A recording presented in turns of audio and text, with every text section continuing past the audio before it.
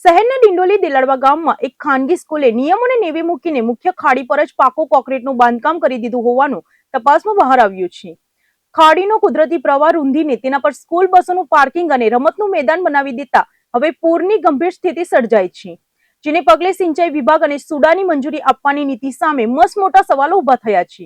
સુરત શહેરના ડિંડોલી દેલાડવા ગામમાં ખાનગી સ્કૂલે નિયમોને નેવે મૂકીને મુખ્ય ખાડી પર જ પાકો કન્સ્ટ્રક્શન કરી દીધું હોવાનું તપાસમાં બહાર આવ્યું છે। સ્કૂલ પ્રશાસને ખાડીને ઉપરથી સંપૂર્ણપણે ઢાંકી દઈને તેનો ઉપયોગ સ્કૂલ બસોના પાર્કિંગ અને બાળકોના રમવાના મેદાન તરીકે શરૂ કરી દીધો છે। સિંચાઈ વિભાગના એક્ઝિક્યુટિવ એન્જિનિયર સંજય ગરાસિયાએ ખુલાસો કર્યો છે કે મારું નામ સંજય કે ગરાસિયા, કાર્યપાલક ઇજનેર, સુરત સિંચાઈ વિભાગ અને ડ્રેનેજ વિભાગ।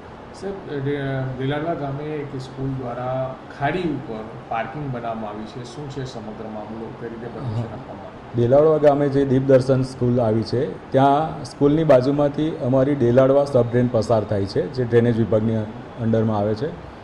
અને આ જે સ્કૂલના ટ્રસ્ટીઓ છે એમણે જે તે સમયે શાળામાં જે અભ્યાસ કરતા બાળકો છે એમને નુકસાન ન પહોંચે, કે ખાડીમાં ન પડી જાય, અને બીજું કે એમને કંઈ ખાડીમાં જે જીવજંતુઓ છે એના કરડવાનો ભય હતો, તો એના માટે એમણે એક રજૂઆત કરી હતી 2014માં કે આ જે સબ ડ્રેન પસાર થાય છે એની પર અમે સ્વખર્ચે બોક્સ કલવટ માટે અમને બાંધકામ માટેની મંજૂરી આપો।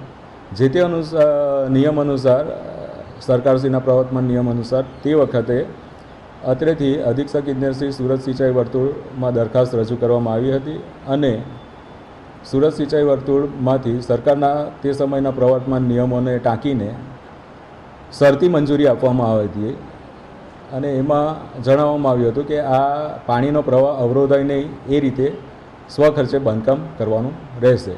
વર્ષ 2015માં તત્કાલીન નિયમો હેઠળ આ બાંધકામ માટે શરતી મંજૂરી આપવામાં આવી હતી। સ્કૂલ ટ્રસ્ટીઓએ તે સમયે એવી રજૂઆત કરી હતી કે ખુલ્લી ખાડીમાંથી ઝેરી જીવજંતુઓ આવે છે અને બાળકો ખાડીમાં પડી જવાનો ડર રહે છે, જેથી સર્વ ખર્ચે બોક્સ કલવટ બનાવવાની પરવાનગી અપાઈ હતી। તંત્ર દ્વારા શૈક્ષણિક હેતુ અને વિદ્યાર્થીઓની સુરક્ષાને ધ્યાનમાં રાખીને અંદાજે 120 મીટર લંબાઈમાં ખાડી પર કન્સ્ટ્રક્શન કરવાની મંજૂરી અપાઈ હતી। આ કોન્ક્રીટના માળખાને કારણે ખાડીનો કુદરતી પ્રવાહ અવરોધાય છે। સ્કૂલની હદ પૂરી થતા જ ખાડી પહોળી દેખાય છે, જ્યારે અહીં તે સાંકડી થઈ જતા ચોમાસામાં પાણી બ્રેક મારે છે અને પૂર આવે તેવી શક્યતાઓ સેવાય છે। સ્લેબ ઉપર ભારે વાહનો અને બસો પાર્ક થાય છે, તેમજ રિસેસમાં બાળકો ત્યાં જ રમે છે। જો ભવિષ્યમાં કોઈ ટેકનિકલ ખામી સર્જાય તો મોટી જાનહાનિ થઈ શકે છે। મંજૂરી આપતી વખતે શરત હતી કે પાણીના પ્રવાહમાં કોઈ અવરોધ ન આવવો જોઈએ, પરંતુ હાલમાં સ્થિતિ તદ્દન વિપરીત જોવા મળી રહી છે। પૂરના પાણી ભરાવાની ફરિયાદ બાદ ડેપ્યુટી એક્ઝિક્યુટિવ એન્જિનિયરે સ્થળ મુલાકાત લીધી હતી અને નિયમ અનુસાર બાંધકામ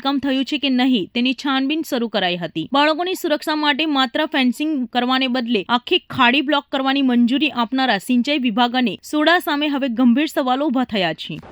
આ વખતે જેટલું પાણી ભરાયું, શું લાગે છે આપને, પાણીને અવરોધ થયું છે ત્યાં? એટલે એના માટે અમારા તંત્ર દ્વારા ત્યાં સ્થળ તપાસ કરવામાં આવી છે, અને હાલમાં આ ડ્રેનના કારણે કે આ બાંધકામના કારણે પાણી ભરાયું છે કે કેમ એની તપાસ કરવામાં આવી રહેલ છે।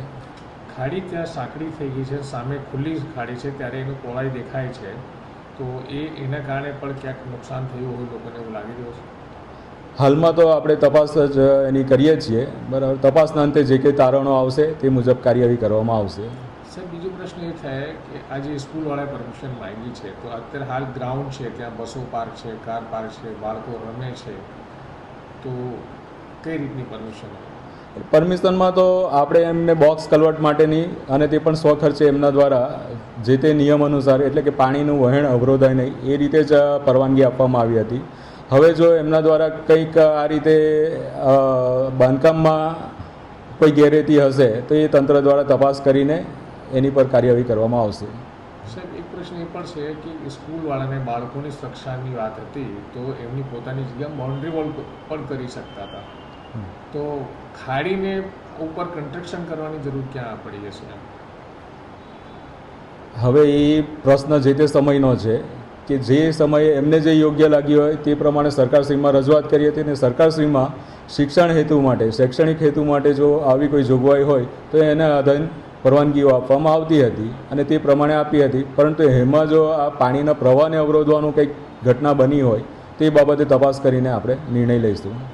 અંતિમ પ્રશ્ન એ કે ખાડીની જે પહોળાઈ છે તે કેટલા મીટર સુધી બોક્સ બનાવવાનું પરમિશન હતી અને લંબાઈમાં કેટલા મીટર સુધીનું હતું? ખાડીમાં જે કંઈ રજૂઆત હતી તે સમયે 120 મીટરની લંબાઈમાં બોક્સ કલર માટેનું આયોજન હતું અને તેમાં અત્રેથી જે વિભાગ દ્વારા આ 5.60 મીટરની પહોળાઈનું બોક્સ માટે રજૂઆત કરવામાં આવી હતી. શું સર સ્થળ પર જોયું છે કે કેટલી મીટર સુધી આ લોકોએ કબજો કર્યો છે, ત્યાં લંબાઈ કેટલી છે? એટલે હાલમાં આપણા તંત્ર દ્વારા વિભાગીય કચેરી જે અમારી પેટા વિભાગીય કચેરી છે એના નાયબ કાર્યપાલક ઇજનેરશ્રીને એ લોકોએ સ્થળ મુલાકાત લીધી છે. એમનો રિપોર્ટ આવે પછી આપણે એ બાબતે ચર્ચા અને નિર્ણય લઈશું.